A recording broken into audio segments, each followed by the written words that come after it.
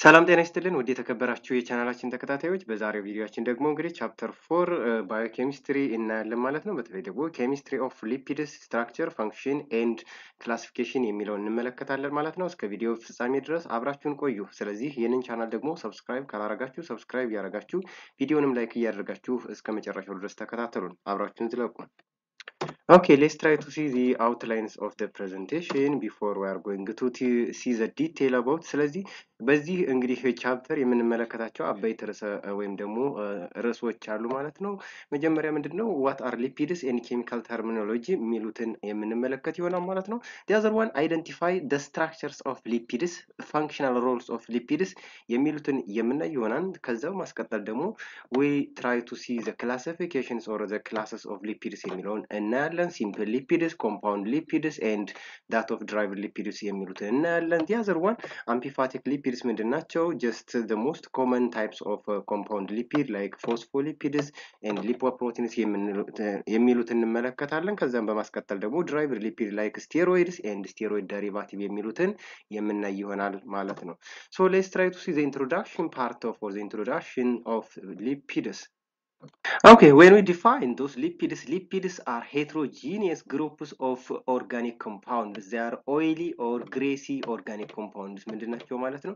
በጣም ተዘልግላጊ ነገር ወይም ደግሞ የፈሳሽነት ወይም ይሄ ምንድነው በጣም ሙለጨልጭ ነገር እንደ ቅባት ነክ ነገሮች ማለት they are oily and greasy heterogeneous groups of organic compounds.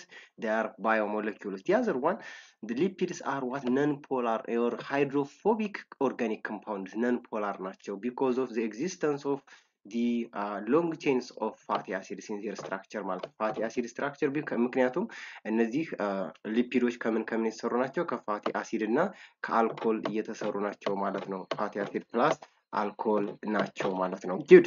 The other one, most membranous lipids are amphipathic in nature that have a characteristic natures of both non-polar and what polar nature አላቸው. That is why they can act as hydrophobic as well as hydrophilic nature ይኖራቸዋል። ስለዚህ we call them amphipathic lipids እንላቸዋለን። so lipids are insoluble in water because ምን ብለናል ማለት ነው? they are non-polar while water ምንድነው ማለት ነው? polar ስለሆነ ኬሚስትሪ ላይ እንደምታውቁት ደግሞ like dissolves like የሚባል ፕሪንሲፕል አለ። that is why polar dissolves with what polar ማለት ነው። polar በpolar ምን ያደርጋል ማለት ነው? ይሟሟል። ያ ማለት ደግሞ non polar በnon polar ነው የሚሟሟው። so those non polar lipids are soluble in non polar solvent like ethers, chloroform and benzene and like that, acetone and so forth. So those lipids are existed or present in all living organisms whether in plants or in animals. በፕላንትም በአኒማልም ልናገኛቸው የምንችል ባዮሞለኪውሎች ናቸው ማለት ነው። so those lipids are esters of long chains of fatty acid. ቅድም እንዳልኳቸው ከምን የተሰሩ ናቸው?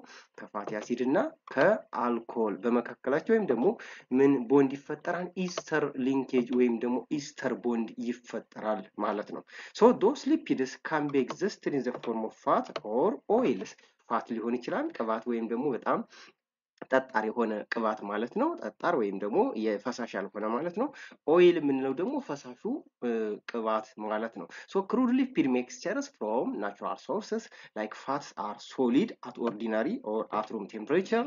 oils are liquids at room temperature ማለት ኦይል የምንላቸው ሊኩዶች ወይም ፈሳሽ ናቸው። እነዚህ ደግሞ ፋት የምንላቸው ሞስትሊ ከአኒማል የምናገኛቸው ወይም ደግሞ ከእንስሳት የምናገኛቸው ሶሊድ ነገሮች ወይም ጠጣር ናቸው። በተለይ ደግሞ እነዚህ ኦይሎች ደግሞ ከፕላንት ሶርስ ወይም ከእጽዋት የሚገኙ ናቸው ማለት ነው። ስለዚህ የኔ ያክል ስለ ዴፊኒሽኑ ካልን ምን እናያለን ማለት ነው? what are the functions of lipids የሚለውን አስከትለን የምንመለከት ይሆናል። so those lipids are or those fats are very important and high energy reservoirs or energy biomolecules. they provide energy to facilitate the digestion of some processes, right? ምን ይሰጣሉ? high calorie ያላቸው ማለት ነው። from a grams of fat ወይም ደግሞ ከአንድ ግራም ፋት approximately 9 kilocalories of energy will be what obtained. therefore those lipids are what energy rich biomolecule እንላቸዋለን ማለት ነው። ወይም ደግሞ ከፍተኛ ኤነርጂ ይሰጡናል። helps in the manufacture of steroid hormones or sex hormones are synthesized from steroid rings or cholesterol ባክግራውንድ ማለት ነው። ኮሌስትሮል ባክግራውንድ ወይም ደግሞ ሊፒድ ናቸው ማለት ነው። ባይል ሰልትስ አር ቬሪ ኢምፖርታንት ፎር ፋሲሊቴቲንግ ኦር ኤሙሊሲፊኬሽንስ ኦፍ ዘ ዳይጀሽንስ ኦፍ ሊፒድ ዴይ አር ሊፒድስ ኢን ኔቸር። The other one, lipids are very vital organic compounds. They can used for protection against traumatic injury or any shock absorptions. ሾክ የሚያቃጥል ስሜት ወይም ደግሞ እንደዚህ ትራውማ ስብራት ወይም ደግሞ አደጋ በሚከሰትበት ጊዜ ድንገተኛ አደጋ ስብራት ሊሆን ይችላል፣ ፍራክቸር ሊሆን ይችላል or any other ሾክ አብዞርቤሽን በሚፈጠርበት ጊዜ በሊፒድ ወይም ደግሞ በቅባት ነው የምንታሸው ማለት ነው። For those lipids are very important for the transportations of fat soluble vitamins የምንላቸው አሉ in the blood። በተለይ ደግሞ blood ምንድነው? it is aqueous in nature, that is why it is watery in nature። ፕላዝማ ምንድነው? aqueous ስለሆነ ስለዚህ በቀላሉ እነዚህ fat soluble ቫይታሚኖች ትራንስፖርት ሊሆኑ ስለማይችሉ ምን ይፈልጋሉ? carrier lipids ይፈልጋሉ። So structural component of those lipids are very important component or structural members of the cell membrane, like cholesterol, phospholipids and glycolipids are the component of the cell membrane, and they protect the barriers of the lipid membranes or the cell membranes. So those lipids are very important for intracellular signaling or local hormone regulation, like steroid hormones or sex hormones are produced from the lipids, majorly cholesterol or steroid backbones or cholesterol rings, like testosterone, progesterone, estrogen, and androgens. Okay, let's to summarize the functions of lipids. Fat can also be used for supply essential fatty acids. They are a very important source of fuels, or they can give us large amount of energy in grams of fat.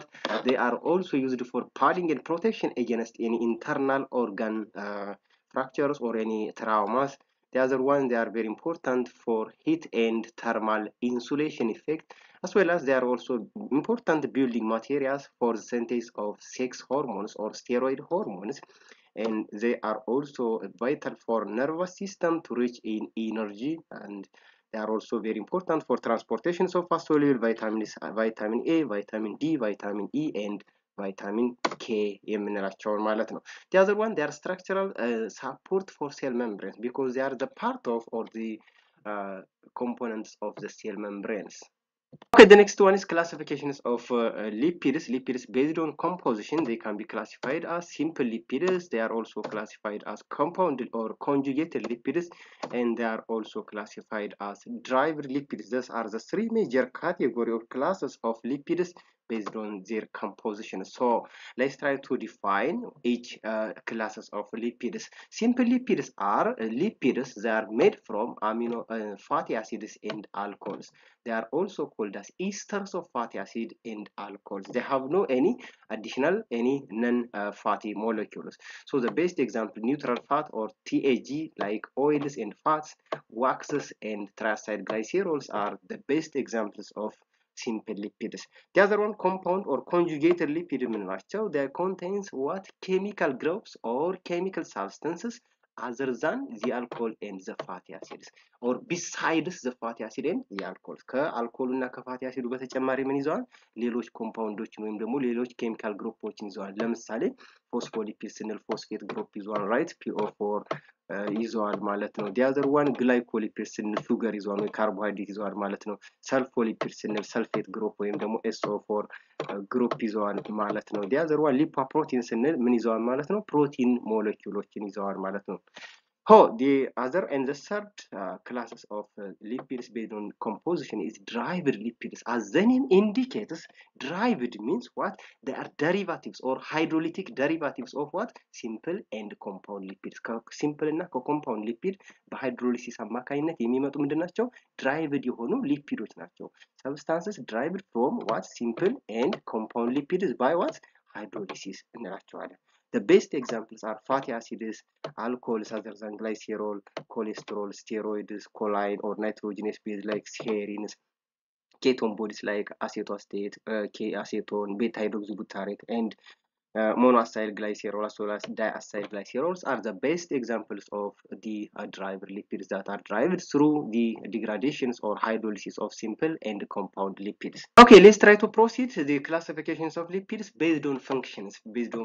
በምናይበት ጊዜ lipids are very vital energy reservoirs or energy rich biomolecule ተብለው ይጠራሉ ማለት ነው። ወይም ደግሞ ከፍተኛ የሆነ ኤነርጂ የሚሰጡት ከሌሎች ባዮሞለኪውሎች አንፃር ሊፒድ ናቸው ማለት ነው።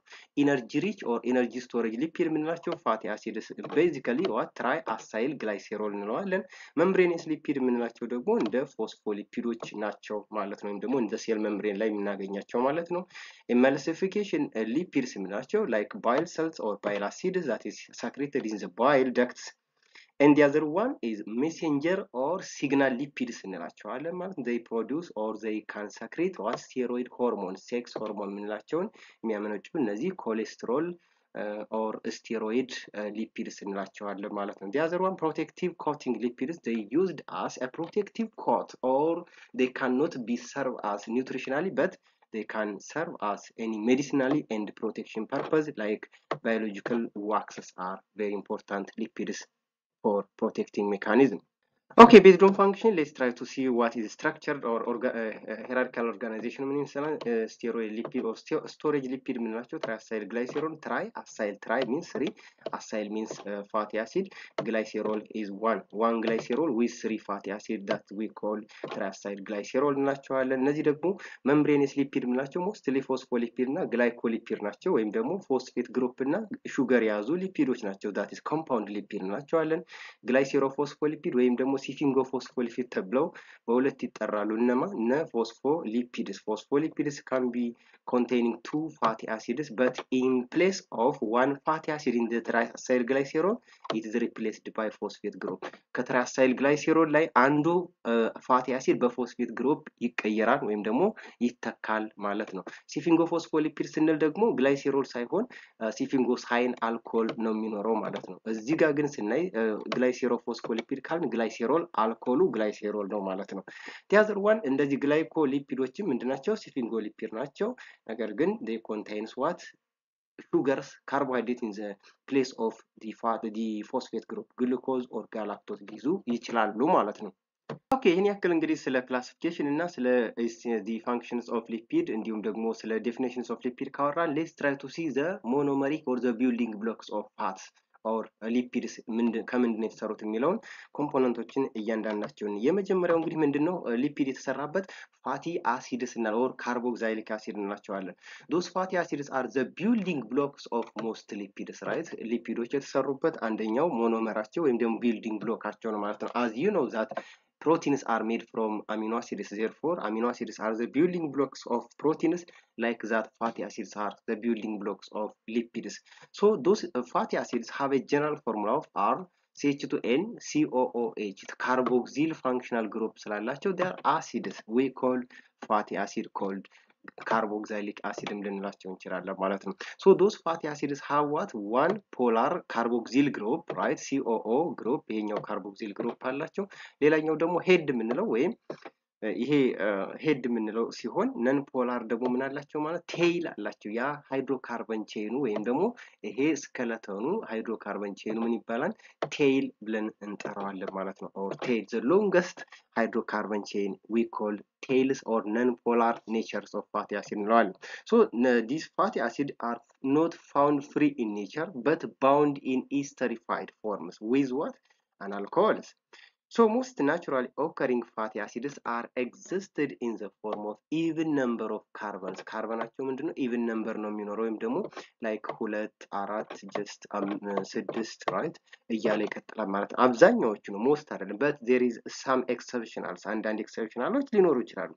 so those fatty acids can be existed in, as saturated or unsaturated depend on the chemical bond they contains. saturated የምንላቸው ምንድነው ካርበን ሲንግል ቦንድ ወይም ደግሞ ሃይድሮካርበን ካርበን ሲንግል ቦንድ ሲኖራቸው unsaturated የምንላቸው ደግሞ መልቲፕል ቦንድ ያላቸው ወይም ደብል ቦንድ ሊሆን ይችላል or ትሪፕል ቦንድ ሊሆን ይችላል ማለት ነው።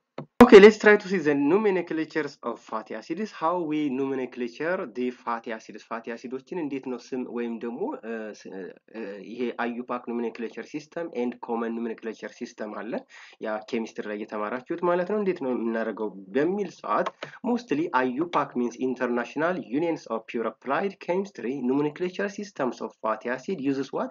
A carbon atoms or carbon numbers of double bonds. Double bondun, that is why separated by colons. ስለዚህ ምን እናደርጋለን? First we have to count the number of carbon atoms. ምን ያክል ካርበን አለው የሚለውን እናደርጋለን፣ አይደንቲፋይ እናደርጋለን። then double bond አለው የለውም የሚለውን ትለያላችሁ ማለት ነው። if it is saturated ከሆነ double bond የለውም ማለት ነው። that is why we write the number of carbon atom with colon and what? Write 0. That indicates 0 means what? There is no double bonds or multiple bonds. That is saturated fatty acid no ማለት ነው።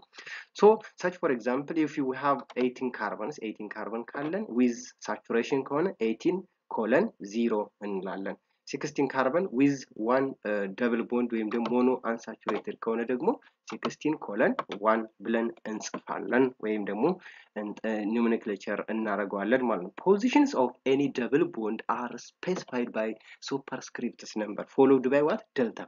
ያ ደብል ቦንዱ አንድም ሆነ ሁለት ሶስትም ሆነ አራት የት ቦታ ወይም ደግሞ ካርበን ነምበሩ ስንት ላይ ይገኛል የሚለውን በነምበር ወይም ደግሞ በሱፐርስክሪፕት ማሳወቅ አለብን። ለምሳሌ 16 carbon with one double bond ከሆነ the double bond is found at carbon number 9 is expressed as delta 9. The other nomenclature systems of fatty acid is based on omega nomenclature systems or the N carbon nomenclature system ይባላል ማለት ነው። How it can be nomenclature? Let's try to see. Let's try to proceed the fatty acid. እዚህ ጋር omega nomenclature system ስንል it is differ from or to the opposite of that of the IUPAC nomenclature system ነው ማለት ነው። So numbering starts with the end of the tails ወይም ደግሞ በኦሜጋ ካርበን ወይም ደግሞ the last CH3 ግሩፕ ነው። ይሄ CH3 ግሩፕ ምን ይባላል? ሚታይል ካርበን ኦር ኦሜጋ ካርበን ብለን እንጠራዋለን ማለት ነው። ስለዚህ ካርበን ነምበር 1 ማለት ይሄ ነው። ከወደዚህ ነው ነምበሪንግ የሚጀመረው። ነገር ግን IUPAC ከሆነ በዚህኛው ወይም በካርቦክሲል ኢንዱ ነው የሚጀመረው ማለት ነው። So let's start this nomenclature or numbering starts with omega carbon or N carbon or this is a methyl carbon and continue until the first double bond is found. ከዚህ ጀምረን የመጀመሪያውን double bond እስከምናገኝበት ድረስ እንሄዳለን። ይሄ ካርበን ነምበር 1 ይሄ 2 ይሆናል right 3 እዚህ ጋር 4 እዚህ ጋር 5 እዚህ ጋር 6 እዚህ ጋር 7 እዚህ ጋር 8 አለን እዚህ ጋር ስንት ሆነ 9ኛው ካርበን ላይ ነው ያለው this is omega 9 ይባላል ማለት ነው። እዚህ ጋር እንደምታዩት ኦሜጋ 9 ነገር ግን ከወደዚህ ስንመጣ ሌላ ሊሆን ይችላል ማለት ነው። it depends እንግዲህ ሊሆንም ላይሆንም እንዳጋጣሚ ግን እኩል ሊመጣ ይችላል ማለት ነው። ለምሳሌ እዚህኛው ላይ ሁለተኛው ላይ እንምጣ እንግዲህ ኦሜጋ 3 ነው የሚለው this is carbon number 1 here is 2 here is 3 ሶስተኛው ላይ ያገኘን ማለት ነው። 4 5 ስድስተኛው ላይ ደግሞ ሌላ አገኘን ማለት 7 8 ዘጠነኛው ላይ ሌላ ደብል ቦንድ አገኘን ማለት ነው። በዚህን ጊዜ ኦሜጋ nomenclature system ማለት let us to continue numbering starts with omega carbon ከኦሜጋ ካርበን ተነስተን የመጀመሪያውን ደብል ቦንድ ብቻ ነው የምናየው ማለት ነው። ሌላው ደብል ቦንድ አይመለከተንም። ሌላው ደብል ቦንድ is nothing in nomenclature systems when we use omega nomenclature system. በአዩፓክ ከሆነ ግን ሁሉንም ማወቅና ማስቀመጥ አለብን የቱ ካርበን እንደሚገኝ። ነገር ግን ኦሜጋ ከሆነ በዚህኛው ኦሜጋ 3 ብቻ ብለን ነው የምናስቀምጠው። ይሄው በአዩፓክ nomenclature system ከሆነ ግን 18 ካርበን አለው 3 ደብል ቦንድ አለው 3ቱ ደብል ቦንድ 9 12 and 15 ላይ ይገኛል ብለን ማስቀመጥ ግድ ይለናል ማለት ነው። but ኦሜጋ nomenclature system ከሆነ ግን ከዚህ ከኦሜጋ ካርበኑ ጀምረን ስንቆጥር የመጀመሪያውን ደብል ቦንድ የምናገኝበት ካርበን ያ ኦሜጋ 3 omega 6 omega 9 እንላለን ማለት ነው። This is easiest. Okay, let's try to proceed classifications of fatty acid. Fatty acid is the building blocks of lipids and they can also further classified one based on number of carbons they have. በካርበን መንበራቸው መሰረት እንከፍላቸዋለን። የመጀመሪያው ምንድነው? ሾርት ቼን ፋቲ አሲድ የምንላቸው ከ6 ካርበን በታች ያ ማለት ለዛን 6 ካርበን ያላቸው አስቴት ፕሮፒዮኔት ኤንድ ቡታይሬት የምንላቸው ይኖራሉ ማለት ነው። ሌላኛው ደግሞ ሚዲየም ቼን ጀስት ከ6 እስከ 12 ያላቸው ወይም ደግሞ ከ6 እስከ 12 ካርበን ያላቸው እነዚህ ሚዲየም ቼን ፋቲ አሲድ ብለን እንጠራቸዋለን።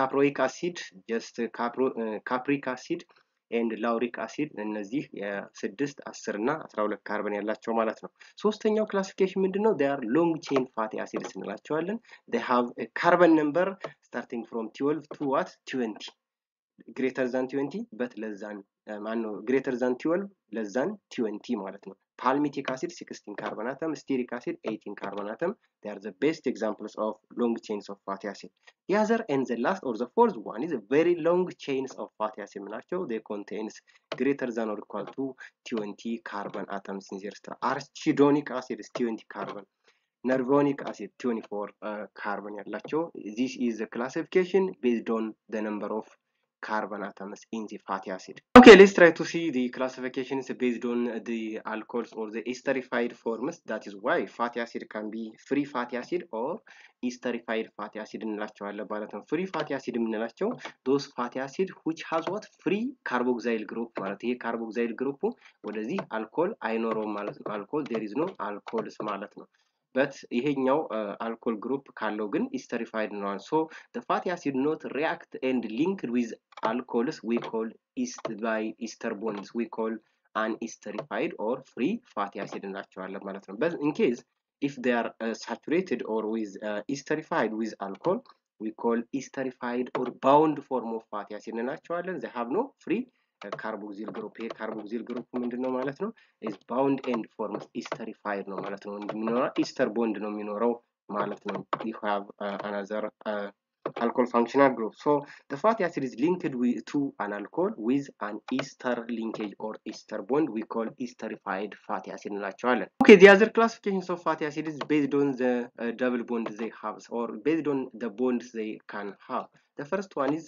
saturated fatty acid ምንላቸው they can contain or fatty acids with carbon carbon single bond they cannot undergo hydrogenation or additions of hydrogen ማለት ነው hydrogen add ማድረግ አይችሉም ምክንያቱም addition reaction ከሆነ ደግሞ chemical bond breakage መኖር አለበት ማለት ነው they have higher melting points in respective with that of unsaturated and mostly they are solid at ordinary or room temperatures and they are mostly obtained from what animal sources ከanimal source የመጡ ወይም ደግሞ የተገኙ ናቸው ማለት ነው the other one unsaturated fatty acids those have what further they can undergo further hydrogenation reaction or additions of hydrogen and mostly they have what carbon carbon double bond those fatty acids which have only one double bond or one carbon carbon double bond we say mono unsaturated or single double bond and double bond ብቻ ያላቸው ወይም ደግሞ አንድ carbon carbon double bond ብቻ ያላቸው mono unsaturated fatty acid ብለን እንጠራቸዋለን ሌሎች ደግሞ poly unsaturated ምናቸው ደግሞ ከአንድ በላይ ወይም ደግሞ ሁለት ወይም ከዛ በላይ double bond ካላቸው poly unsaturated or PUFA or poly unsaturated fatty acid እንላቸዋለን they have what lower melting point than that of the corresponding saturated one unsaturated ከsaturated አንፃር melting pointቸው በጣም ዝቅተኛ ነው ማለት ነው mostly the unsaturated fatty acids are obtained or originate from plant sources and oily fishes and they are liquid at room temperatures okay let's try to see the figurative representation or the diagrammatic representations of saturated this is saturated in between carbon carbon single bond ነው እንደዚህ እንደምታዩት ምንድነው ማለት ነው in between carbon atoms single bond ብቻ ነው ያለው ማለት ነው this is saturated fatty acid butyric acid saturated fatty acid ነው እዚህ ጋር ስንመጣ ደግሞ ምን አለ አንድ carbon carbon double only one double bond ካለው ደግሞ mono unsaturated fatty acid oleic acid ነው mono unsaturated ነው ማለት ነው እዚህ ጋር ስንመጣ ደግሞ ምን አለው ማለት ነው ሁለት double bond አለው ሁለት እና ከዛ በላይ double bond ካለው poly unsaturated fatty acid እንላቸዋለን the name is linoleic acid እንላቸዋለን ማለት ነው okay let's try to proceed to the next classifications of fatty acids based on nutritional requirements that is why essential non-essential and semi-essential fatty acids the first one is essential fatty acids like that of an amino acids fatty acids can be what essential that means mostly polyunsaturated fatty acid cannot be synthesized in the body or they cannot be produced in our body through metabolism but we can obtain them from the diet or the food what we are recommended by nutritionists በተለይ ደግሞ ከምግብና ከምግብ ብቻ ነው የምናገኛቸው በሰውነታችን ውስጥ የመመረት እድል የሌላቸው ማለት ነው those are fatty acids, they are essential for different metabolic purpose as well as for growth and development, immune function, and normal regulations of blood pressure, blood TAG levels, and others. That is why they cannot be produced in our body, and they are very vital, so is recommended to take from the diet.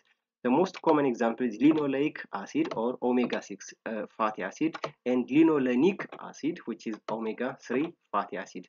But this arachidonic acid is semi-essential. Mostly it is synthesized in the body, but it is produced in insufficient amount. That is not enough during any different metabolic as well as in different medical conditions, surgery or any pregnancy, as well as in different lactation women, it will be what? Insufficient. So it's recommended to take from the diet ከምግብ እንድንወስድ ይመከራል ማለት። ስለዚህ ይሄ አራቺዶኒክ አሲድ ምንድነው? ሰም ኢሴንሻል ነው። Good, what are the importance of taking those essential fatty acids, mostly omega-3 and omega-6 fatty acid የምንላቸው ምንድነው ጥቅማቸው የሚለውን ስናይ is recommended ብዙውን ጊዜ በማስታወቂያ በተለያዩ ሚዲያዎች ይነገራል። እነዚህ ኦሜጋ የሆነ ምግቦችን ሲያስተዋውቁ ኦሜጋ-3 ያለው ኦሜጋ-6 አለው የሚባለው ለምንድነው? it is not obtained from the body በሰውነታችን ውስጥ ስለማይመረቱና ስለማይገኙ ብቻ ነው። So the other one, they are very important for developing and maintaining good brain functions, mostly for what? Growing children. አብዛኛውን ለህፃናት በጣም ይመከራል። በተለይ እንደ አሳ ዘይት ያሉ ወይም ደግሞ የአሳ ስጋ በጣም ይመከራል። ለምን? ፑፋ ስላላቸው ወይም ደግሞ ፖሊ አንሳቹሬትድ ፋቲ አሲድ ስላላቸው። The other one, they are very vital or very important for visual process and immune function, for defense against any disease-causing microorganisms and inflammatory responses.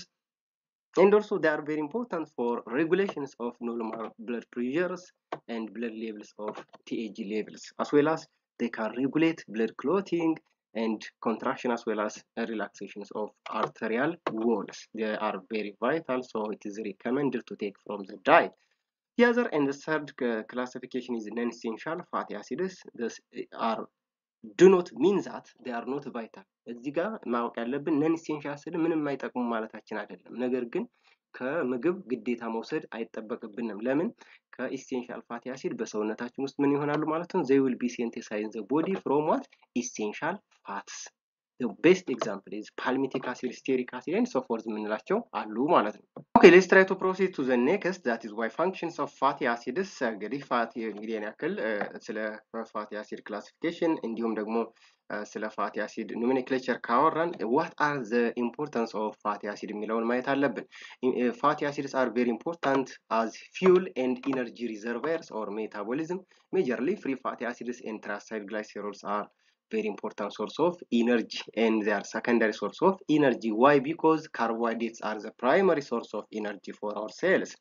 So the other one, they are membrane structure, majorly very important for the protection and structural support for the cell membranes, like complex lipids such, for example, phospholipids, glycolipids, and cholesterol.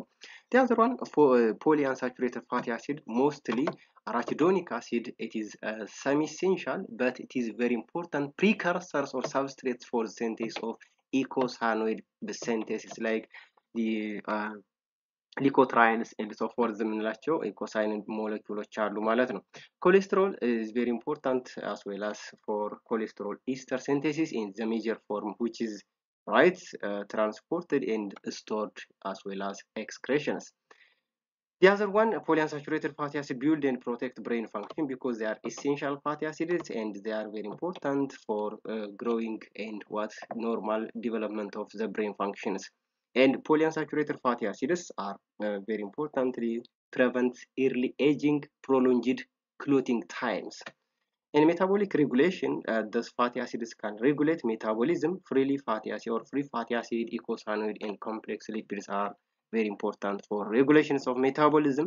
Okay, let's try to proceed. What are the alcohols that participate in lipid synthesis የምንለው እናያለን። ስለዚህ ሊፒድ ሄትሮጂኔስ አንድም ያስባለው ሊፒድ አሰራሩ ከአልኮል እና ከፋቲ አሲድ መሆኑ ነው። ሌላኛው ደግሞ እንግዲህ ስትራክቸራቸው ሄትሮጂኔስ ኦርጋኒክ ኮምፓውንድ ያስባላቸው ነው ማለት ነው። ስለ ፋቲ አሲድ ስትራክቸር ክላሲፊኬሽን አየን ማለት ነው። አሁን ደግሞ አልኮሎች ምን ይመስላሉ፣ የትኞቹ አልኮሎች ናቸው ለፋቲ አሲድ ሲንቴሲስ የሚያገለግሉት የሚለውን 3 major alcohols are participate in the lipid synthesis like glycerol, sphingosine, and cholesterols are participate in lipid formations or lipid structures. Let's try to see together each one. Glycerol means 3 carbon alcohol, that is polyol, or it is a trihydric alcohol ተብሎ ይጠራል. That is why 3 hydroxyl group አለው እዚህ ጋር እንደምታዩት 1 OH, the other OH, and this is the third OH. That is why it contains 3 carbons, a 3 carbon hydroxyl group containing 3 hydroxyl group called trihydric alcohol እንለዋለን. It has a potency to interact with 3 same or different fatty acid ሊሆን ይችላል። ከሶስት fatty acidoች የተለያዩም ሊሆኑ ይችላሉ ወይም ደግሞ ተመሳሳይ ሊሆኑ ይችላሉ ማለት ነው። So this glycerol is a backbone of glycerol based lipid የምንላቸው like እንደ triacyl glycerol እንደ glycerophospholipid ምን ይዘዋል? glycerol alcohol ይዘዋል ማለት ነው። Okay, great. What are the source of or the glycerols? Glycerol is responsibly produced from glycolysis pathways or glucose for the biosynthesis of the glycerol, and glucose transform into glyceraldehydes. This glyceraldehyde is a precursor, and that is why an aldehyde which is reduced to an alcohol called glycerol. Glyceraldehydes on reduction can form glycerol through reducing agents. Glycerol is for the biosynthesis of glycerol-based lipids like triacyl glycerol and glycerophospholipids, and glycerol released from hydrolysis of glycerol-based lipids during the oxidations and then further to glucose. Okay, great. The other alcohol that participate or that is involved in lipid synthesis is sphingosine or sphingol alcohols, which is an 18 carbon containing alcohol that we call dihydric amino alcohol. And contains what amino groups? You can large or long chains of hydrocarbon chain with amide ring neuron.